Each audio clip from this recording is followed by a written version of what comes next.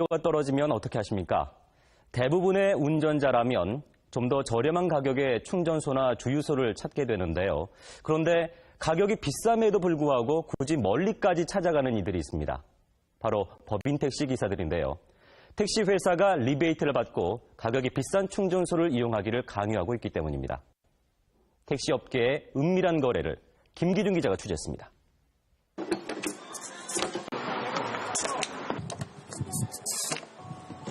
같은 연료, 같은 주유기. 하지만 충전하는 가격이 하늘과 땅 차이입니다. 같은 LPG를 일반 승용차보다 비싼 값에 충전하는 사람은 바로 택시 운전자들.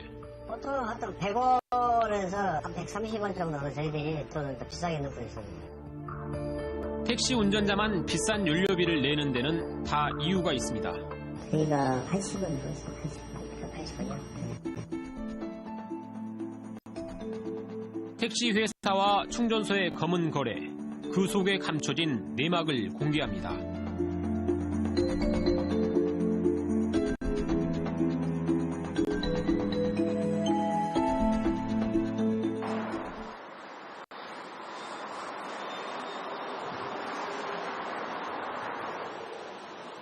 광주의 한 가스 충전소.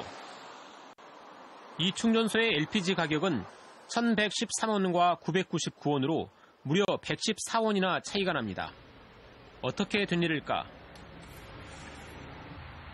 사실을 알아보기 위해 해당 충전소를 찾았습니다. 택시와 일반 승용차가 한 주유기에서 동시에 충전하고 있습니다.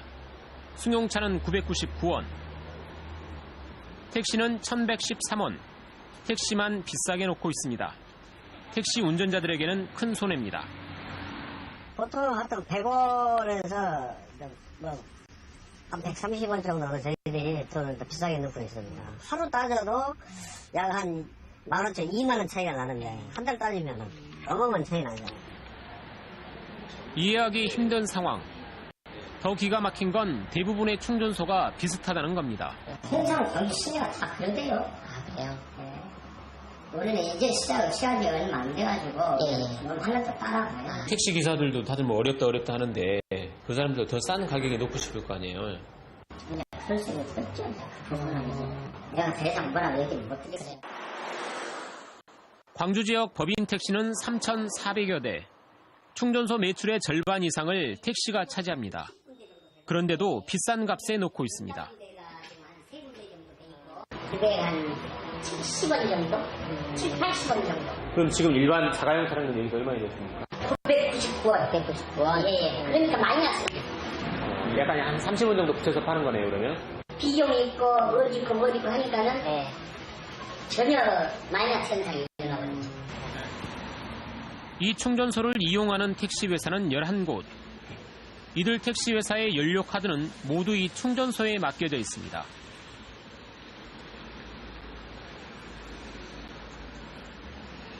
울며 겨자 먹기로 회사가 지정한 충전소만 이용해야 하는 현실.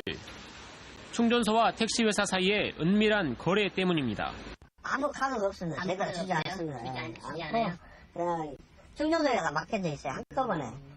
전 기사 것이 취합되어 있어요. 그러면 기사님은 다른 충전소에 가서 결제를 하고 싶어도 카드가 없기 때문에 할 수 없는 거네요? 그러지 못하죠. 무조건 못하게 돼 있어요.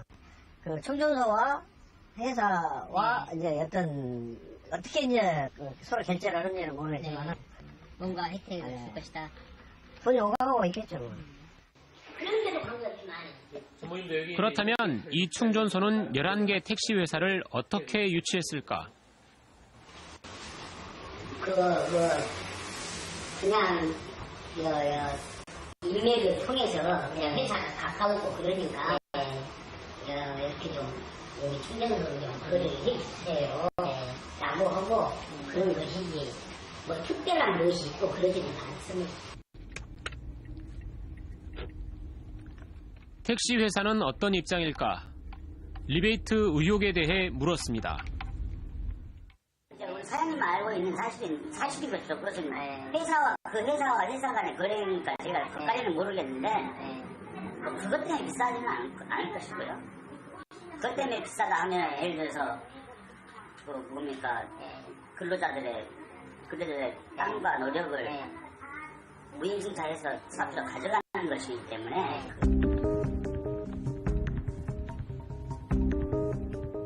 충전소와 택시 회사 모두 기사에게 특정 충전소 이용을 강요하거나 그 대가로 리베이트가 오간 일은 절대 없다고 주장합니다. 하지만 실상은 달랐습니다. 취재진은 다른 충전소 사장에게서 리베이트가 오간다는 사실을 확인할 수 있었습니다. 판매 장려금 명목의 리베이트 없이는 택시 회사 유치가 사실상 어렵다는 겁니다. 그럼 예전에 제가 좀 유치하려고 좀 영업을 잘 해봤는데 그 판매하는도 그것도 원하더라고요. 내가 장려금 이 부분은 기본적으로 베이스에 베이스. 저희가 80원 줬어요. 80원. 한 회사당 250에서 300원 돼요. 어떤 방식으로 이렇게 전달해? 송금을 하는데 회사 마치지만 통장으로. 충전소는 운전자들에게 리터당 100원을 더 비싸게 받고 이 중 80원씩을 모아 매달 수백만 원을 택시 회사에 건넵니다. 그리고 충전소는 세금을 감면받기 위해 판매 장려금 등으로 국세청에 신고하지만 국세청은 관심이 없습니다. 그 항목이 딱 판매 장려금 항목이 들어가 있으면 모르겠지만 그거를 그냥 자비 이렇게 넣어도 저희들은 상관이 없죠. 택시할 수 없는 분이에요. 자기들이 세분할 수도 있고 안 할 수도 있거든요. 택시 회사가 요구하는 건 비단 리베이트뿐만이 아닙니다. 세차비도 주지 않고 무이자로 큰 돈을 빌려달라고 강요하기도 합니다. 세차비도 못 받고 있고. 그 자동차사 말씀하시고. 네. 돈을 빌려달라 해가지고. 돈을 빌려줬는데. 심지어는 빈 땅을 사서 택시 차고지를 무료로 빌려주는 충전소도 있습니다. 택시사가 차고지가 필요한 사람들 차고지를 땅을 사서 이제 차고지를 무료로 빌려주는 방식. 택시 사람들은 보통 사람들이 아니에요. 그게 좀 깡패고. 지정 충전소를 둘러싸고 벌어지는 리베이트는 광주 지역 택시업계의 공공연한 비밀입니다. 택시 기사분들 다 알고 계시는 내용인가요? 그런 거 다 알고 있죠. 모르는 사람은 없죠. 리베이트가 없다라면 저희들이 아무 곳이나 자유롭게 이용할 수 있게끔 돼 있어야 되는데 아직도 가입을 맡고 있는 거군요. 그럼 기사님도 모두가 알고 모두가 피해를 보면서도 잘못된 관행은 그치지 않습니다. 또 하남이나 이런 데에서 하다가 이제 잘못하면 이제 차가 서버리는 경우도 있어요. 그러면 이제 내가 불러가지고 다시 그 충전소까지. 그런 경험들은 택시기사에서 한 번씩 있을 거예요. 법도 택시업계에 만연한 잘못된 관행을 막지 못합니다. 특정 충전소 이용을 강요하는 것을 금지하면서도 노사 합의가 있으면 가능하다는 예외 조항 때문입니다. 그걸 이제 노조에서 자기들이 이제 그 회사하고 협의를 해가지고 두 개의 충전소를 그 자기 회사하고 가까운 쪽으로 지정을 해가지고 그런 식으로 해갖고 다 정해갖고 충전소가 택시를 유치하기 위해서는 노조의 눈치까지 봐야 하는 상황입니다. 체육대회하고 하면 또 소위 말하는 노조위원장이라는 사람이 와가지고 봉투 받아줘. 뭐 1시간씩 줘요. 그건 중시인데 영업부장한테 전화가 와요. 한 택시 노조 위원장에게 사실 여부를 확인해봤습니다. 광주 택시님께서 다 그렇게 하고 있고요. 그렇게요. 예, 노사 합의를 통해서 아니 행사비도 1년에 얼마 주시죠. 한 달에 노동 자업으로 얼마 주시나를 한 달에 100만 원씩 주시죠. 뭐 하게 이양도 자기가 한 마리씩 하나씩 먹어야 아니요. 그런 거 하고 또 행사하고. 그러니까 회사도 노조에다 그렇게 지원을 해주는 조건으로 해서 지금 노조가 그 동의를 해주신 거군요. 그렇죠. 택시 근로자의 입장을 대변해야 할 노조가 회사와 한편이라는 비판이 나오는 대목입니다. 광주 시내 76개 회사의 노조 택시 운전은 전체에 비례하면은 10%가 안 됩니다. 회사하고 짜고 노조를 운영을 하다 보니 조합원들을 받아주들 않아요. 조합의 자체에서. 자기들 와서 방기 들까봐. 그러고 의식이 있는 사람들 들어가면 아무래도 발언권이 세지지 않겠습니까? 그러다 보니까 받아주질 않아요. 자기들끼리 해. 노조에 가입하고 싶어도 가입할 수 없는 현실. 잘못된 관행이 고쳐질 수 없는 또 다른 이유입니다. 60년, 70년이 근무를 합니다. 그리고 노조는 회사에서 강압적으로 많이 노조에 가입을 못하게 해요. 그래가지고 보통 5명에서 7명. 그들이 노조원이에요. 그러니까 웃기는 일이죠. 아무리 노조에 가입하려고 해도 가입시켜주지 않습니다. 노조를 가입하려면 다른 회사 가서 노조 가입하라는 식으로. 택시업계의 뿌리 깊은 문제를 해결하려면 택시 운전자를 보호하는 보다 강력한 법적 제재가 필요하다는 지적입니다. 의료비를 포함한 재반 경비를 회사가 부담하는 게 맞다.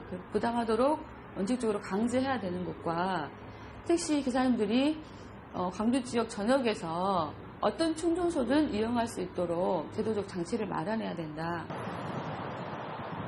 택시업계의 리베이트는 정부가 지원하는 유가 보조금의 낭비도 초래하고 있습니다. 충전소가 리베이트를 마련하기 위해서는 기준가보다 훨씬 비싼 값을 받아야 합니다.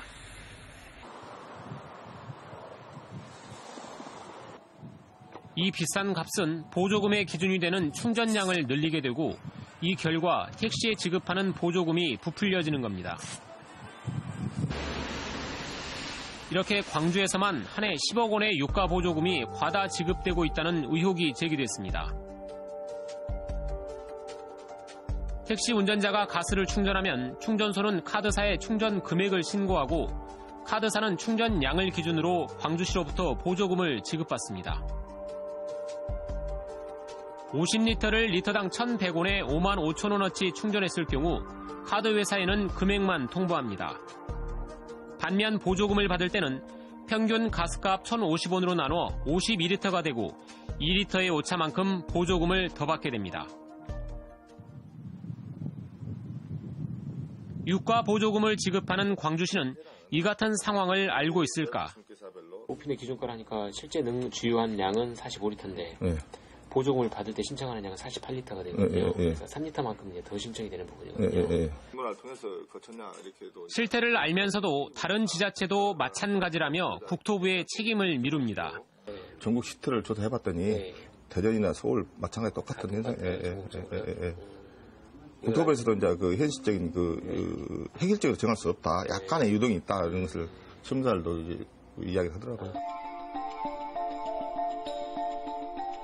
국세청도 지자체도 회사 간의 거래라며 책임을 떠넘기고 뒷짐지는 사이 리베이트는 충전소의 과다 경쟁을 부추기고 있습니다.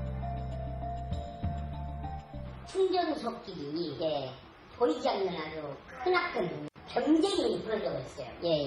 근데 지금 문 닫은 데가 지금 한 3군데 정도 돼 있고, 파이하고 내놓은 데도 한 10군데 정도 있어요. 그리고 누가 사지를 안 해. 장기적으로 이제 충전소가 몇 군데가 이제 망하게 된다든가 또 이런 어려운 형편이 지속돼서 충전소가 쉽게 문을 많이 닫게 되면 그때 가서는 대형 메이저급 충전소들이 이제 가격을 올리겠죠. 그런 점이 제일 이제 문제가 되고 염려스러운 점입니다. 그럼 앞으로 이제 독과점이 더 심해질 수 있다. 네, 그렇습니다. 될 경우에는.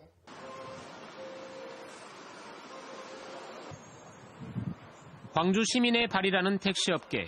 지난해만 유가보조금 165억 원을 받았습니다. 그런데도 택시 운전자들은 하루 벌어 산학금 채우기도 빠듯한 현실입니다. 리베이트 관행은 택시 운전자들을 더 옥죄고 있습니다. 4,000원씩이면 20월 잡으면 10만 원이네. 그럼 월급이 119만 원이니까. 세 전에 이것저것 보험보험 이런 거 내고 조합비 내고 하면은 100만 원씩 딸깍 넣는단 말입니다. 거기에 10만 원이 부담이 된다는 것은 엄청난 부담이죠. 열악한 택시업계의 현실은 결국 서비스 질 저하로 이어져 승객들에게 불편을 줄 수밖에 없다고 이야기합니다. 짧은 거리 가시는 손님, 저희가 물론 이제 친절하게 이렇게 모시면 좋은데 장시간하고 피로가 누적돼 있고 이러다 보면 뭐 한 30-40분 기다려가지고 기본적으로 가까운 거리 간다.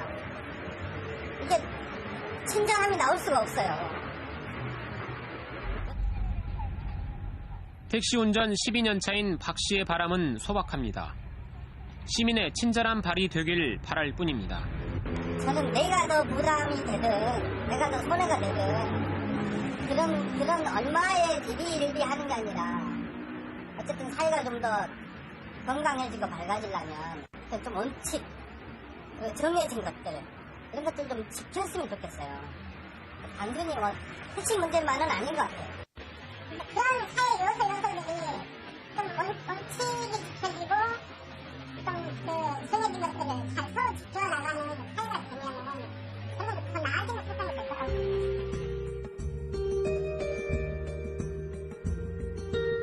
촘촘히 얽혀있는 택시 회사와 충전소 그리고 노조. 이 은밀한 리베이트는 관련 기관의 묵인 아래 오늘도 계속되고 있습니다.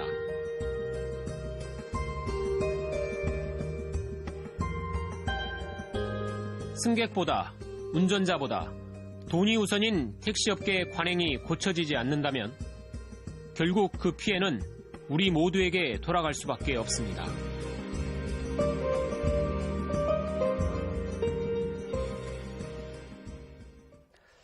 택시 회사와 충전소 간의 은밀한 거래, 물론 표면상으로는 판매 장려금이라는 명목의 리베이트입니다. 그런데 문제는 이 때문에 하루 산납금 채우기에도 빠듯한 택시기사들이 피해를 입고 있다는 점입니다. 힘없는 택시기사들은 억울해도 마땅히 호소할 것이 없습니다. 그런데 관계기관에서조차 지금까지 관행적으로 이루어진 일이기 때문에 이를 제재할 근거도 또 권한도 없다고 뒷짐만 지고 있는 상황입니다. 보고도 못 본 척, 알아도 모른 척, 그동안 관행이라는 이름으로 무마되어 온 우리 사회의 구조적인 문제가 아닐까요? 시사 현장백, 여기서 모두 마칩니다.